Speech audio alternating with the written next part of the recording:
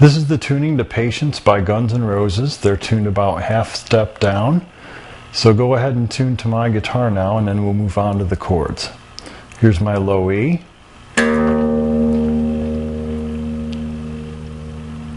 A.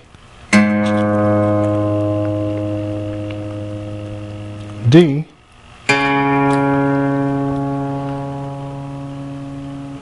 G. B. And high E. Okay, let's get started on the chords. Here's the chords to Patience. You're going to find they're fairly simple chords. You may already know some of them. If you do know them, just skip this part of the video and move on to the verse. I've put this lesson together for beginners, so we're going to keep things simple and basic. We're going to skip the solos and just do the rhythm under the solos. If you're interested in learning the solos, I have a whole nother lesson on that where we really dig in and do every little note. But for now, we're just going to keep it basic and get it so you can play the chords and maybe sing along if you're a singer. Okay, our first chord is G5. It sounds like that. And the way we produce G5 is by using our third and pinky on the third fret and the other third fret on the second string and first string. Our third finger is going to go on the second string, our pinky is going to go on the first string. They sound like this.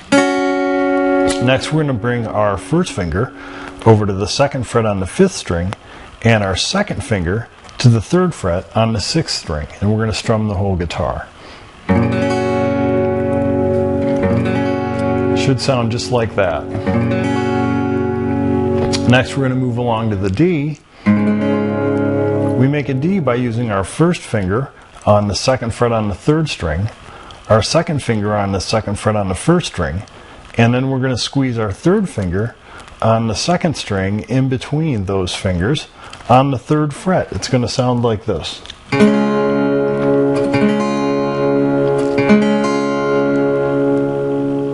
So if your D chord sounds like that, you're doing good. Next, we're going to do C.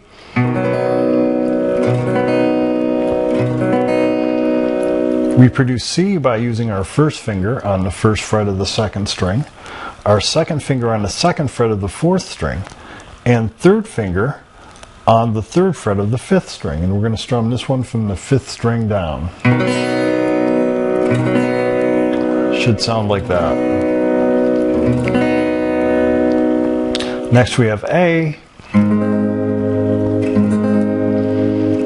in which case we're going to use all three of these fingers, our first, second, and third fingers, all on the second fret, so you really got to squeeze them in there on the fourth string, third string, and second string.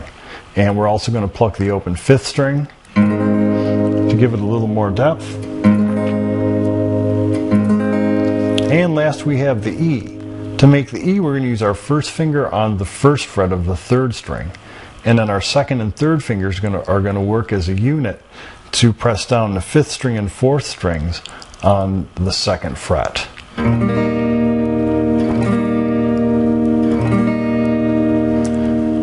Now I'm going to go back to the D for a minute, because in the song there's a couple variations on the D, those being the D suspended 4 and the D suspended 2.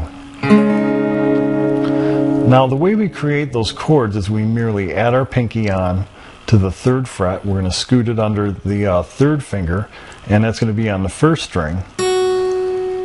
And there we have our D suspended 4. To create the D suspended 2, we're going to take the second finger off and play the open first string.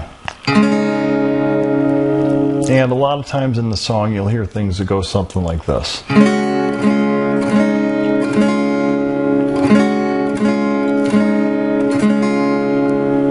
And I'll point those out as we go along.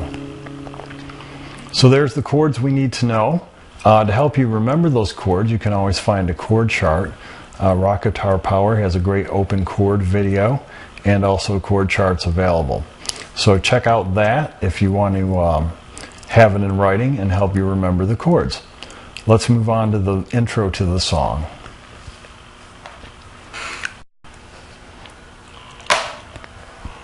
Okay, here's the intro to the song. That's the part where Axl Rose whistles. It starts on a C chord. I'm just going to walk you through the chords here first, and then we'll play them along with the music so that you can see how they fit in. But anyway, it starts on a C. That's held for 4 beats, so we could count 1, 2, 3, 4, then to G for 4. 3, 4 to A, 2, 3, 4, D, 2, 3, 4, then C, 2, 3, 4, G, 2, 3, 4, A, 2, 3, 4, D, 2, 3, 4. Now watch what happens here. We're going to do each one just 2. C, 2, G, 2, C, 2, E, 2, C, 2, G, 2, D. And then a little suspended in there.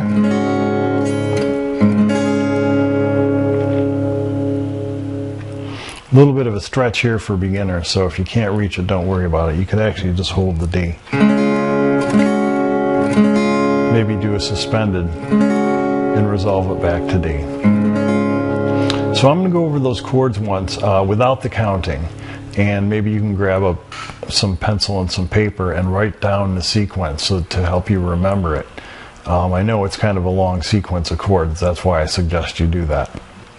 So it all starts on C, and then he begins to whistle. G, A, D, C, G, A, D. Then to C, G, C, E,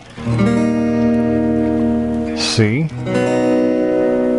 G, and D with a little suspended in it.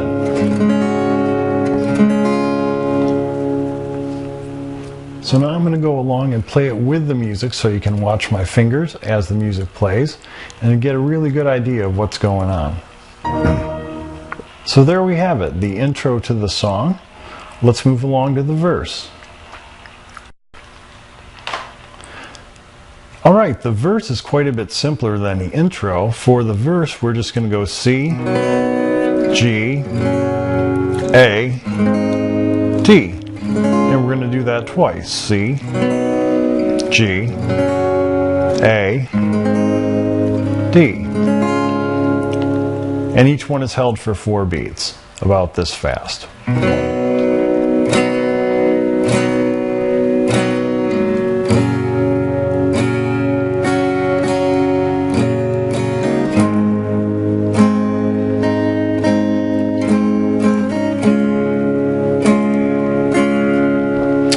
Now I threw a couple strums in there just to keep it interesting. Like I said earlier, we will learn the strum.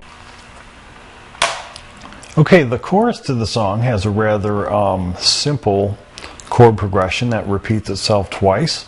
And it goes like this. C, G, C, E. C, G, D. And then a little suspension in there. Then it repeats. C, G, C, E, C, G, D, suspended.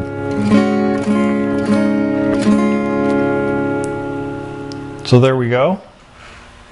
If you have your pen and pencil ready, I'll tell you the chords. It goes C, G, C, E, C, G, D. And the D is held for a little longer with some suspensions thrown in. So there we go. There's the chorus. Then it all just kind of repeats. The rhythm under the solo is the same as the chorus rhythm. You'll see that when we play along with the entire song. So let's go to the end.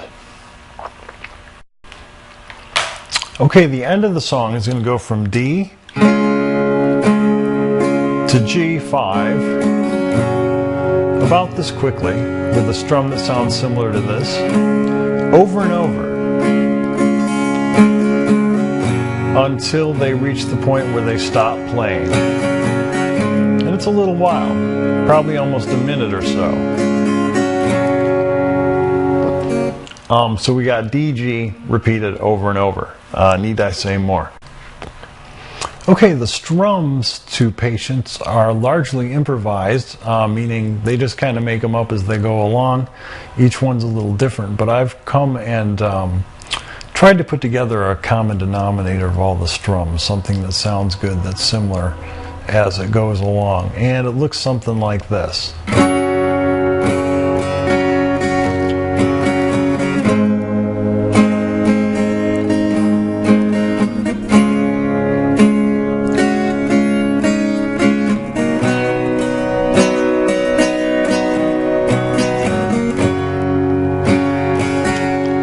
I'm sure you get the idea.